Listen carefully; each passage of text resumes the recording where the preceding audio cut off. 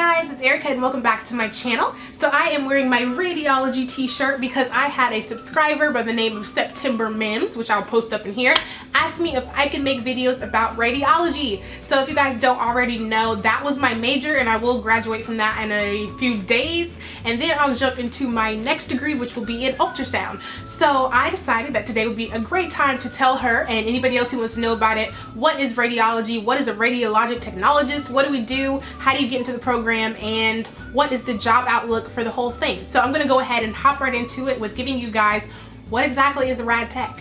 So we can go by two different names, whether Radiologic Technologist or Rad Tech, which is just kind of like an abbreviated version of Radiologic Technologist. But one thing we are not is Radiologic Technicians. We're not technicians, we're technologists. So what exactly do? We actually just take x-rays. That's all we do. Now, I know a lot of people think that we're button pushers. We're not button pushers. There's a lot that goes into being a radiologic technologist or a rad tech. You have to position the patient. You have to know a lot of physics and stuff on how much radiation to give that patient, especially if you're in radiation therapy and you're treating cancer. You need to know how much radiation you're giving them according to their body weight, blah, blah, blah. There's a lot that goes into it. So we're not just button pushers. We actually have a really good job. It's diagnostic. It helps radiologists and other doctors treat people with illnesses, and we play a big part in the healthcare field. So another thing that people think is all we do is take x-rays. Well, that is not true. We do a lot more than take x-rays. We actually are involved in a lot of invasive procedures. So in x-ray, there's something called contrast dye,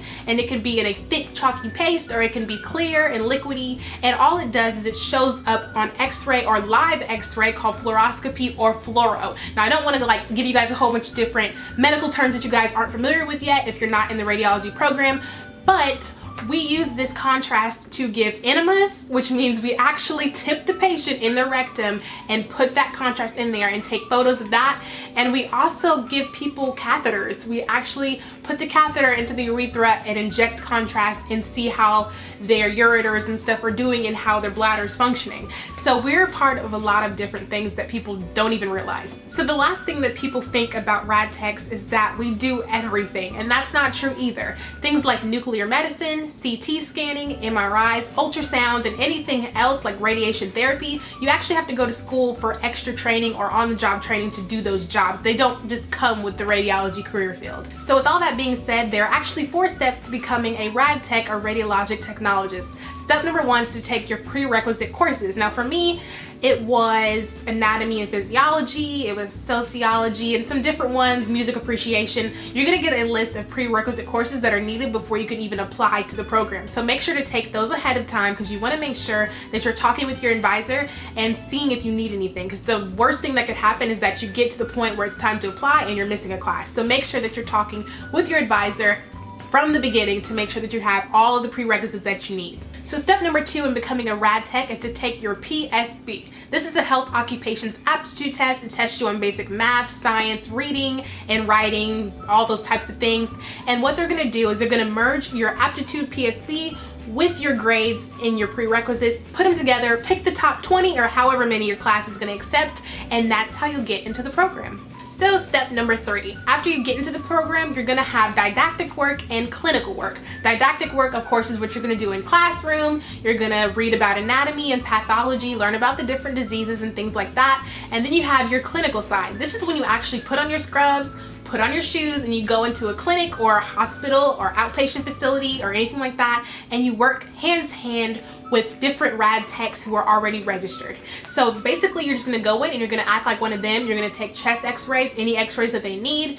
You are also going to work with a radiologist during those live fluoro exams, and you're also going to possibly rotate through different modalities to see what you would wanna do after graduation.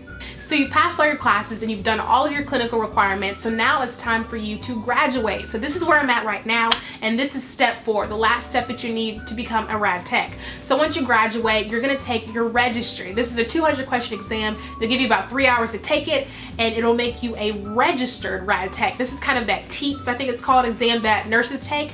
It's exactly the same thing. It's gonna make you registered. That way you can get a job and you can work in the field and everything will be all right. So that's how you become a rad tech. So if you guys enjoyed this video, make sure to give it a thumbs up and subscribe over there with that red subscribe button for more videos. If you guys want to know more about radiology, or you want to know about ultrasound, or just any more career related videos, make sure to put that down in the comment box down below, and I'll see you guys very soon. Like, rate, comment, and subscribe, guys. Bye!